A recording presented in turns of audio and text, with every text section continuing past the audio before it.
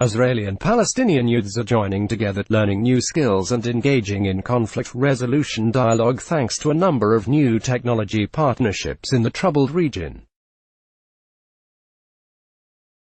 Can tech really make a difference? Israel may be known as the startup nation, famed for its tech startups that are supported by one of the largest venture capital industries per capita in the world.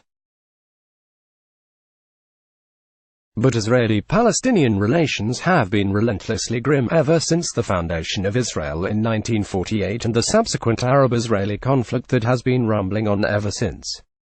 Initiatives like Tech 2 Peace are trying to bridge divides between the two communities.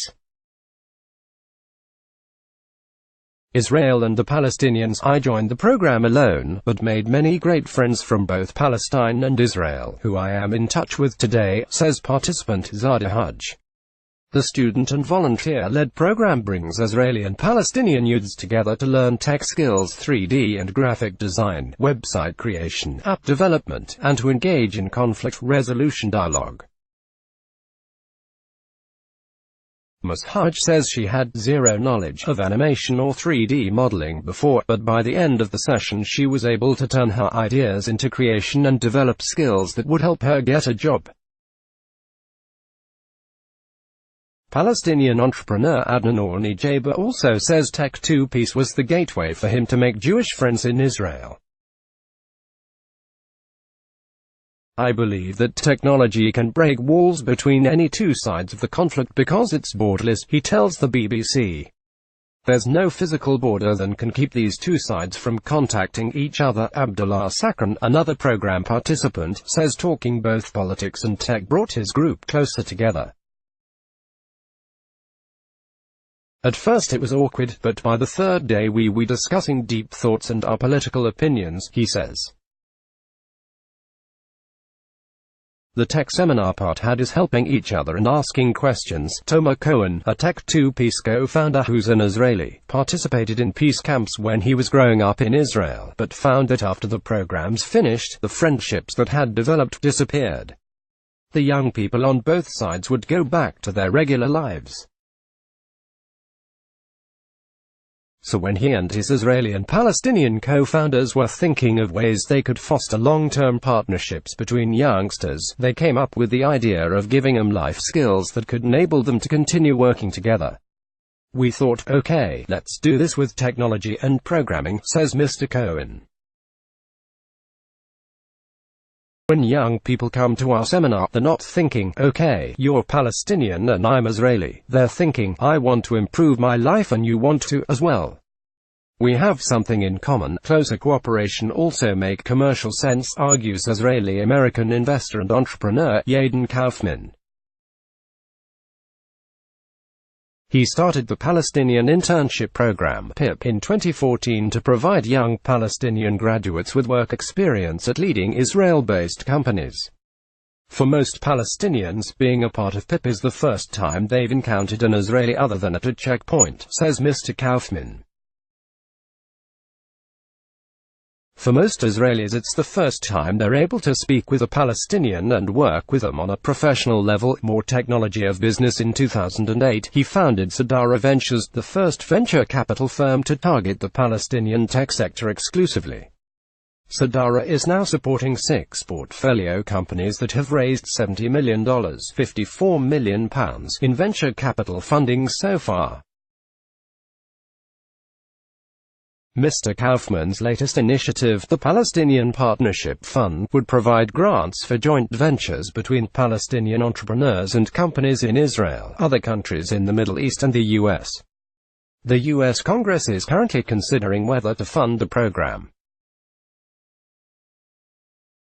I realized there was an opportunity to do something interesting from a business perspective, but also to create a smaller-scale, startup nation next door, says Mr. Kaufman. If we could succeed in doing that, it would be good for the Palestinians, and make Palestine more of a real economy rather than a donor-dependent one. Media playback is unsupported on your device. Tech companies, too, have been trying to bridge the divide for years. For example, Palestinian software firm Exalt Technologies has 20 engineers building cloud infrastructure support for Nokia's 5G team based in Israel. There is no doubt that there are many political and economic constraints on Palestine, but the media highlights aspects of destruction, instead of focusing on the resilience and love for growth and life, despite hardship, believes Exalt boss Tarek Maya. Exalt has worked with Cisco's Israeli and US teams for a decade on integrating software across the company's wireless network, and has developed Android and iOS applications for HP Indigo, a division of HP's graphic arts business that was originally an Israeli company. But until January this year, many engineers from both sides had never met. HP Indigo's Israeli engineers and the firm's chief executive made a trip to Exalt's office in the Palestinian city of Ramallah. Although the CEO had visited in the past, it was the first time for the engineers who have been working with us for many years, explains Dara Jarala, business development officer for Exalt. I could feel the sense of pride when Exalt's engineers demonstrated their work for HP during the meetings, especially since they saw our Palestinian female leaders in action, who were developing their own technology sector. It was important that we do this so everyone could enjoy themselves, as they experienced authentic Palestinian food. But will such collaborations lead to a stronger economy for the region and potentially a resolution of the conflict? That remains unlikely, believes Magid Shahade, faculty member at the Institute for International Studies at Birzeit University on the West Bank, while onerous trade restrictions remain in place.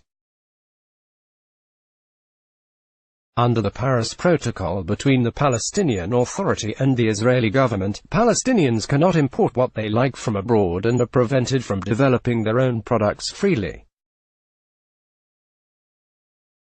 The first step for change is to remove all Israeli restriction in trade, thus letting Palestinian and Israeli businesses collaborate on an equal footing, says Mr. Shihadeh. But Israel believes such restrictions are necessary to maintain its security in the troubled region. The issues are difficult and deeply embedded, but at least technology is helping to foster dialogue, an essential prerequisite for peace. Follow Technology of Business editor Matthew Wall on Twitter and Facebook. Let's block ads. Why?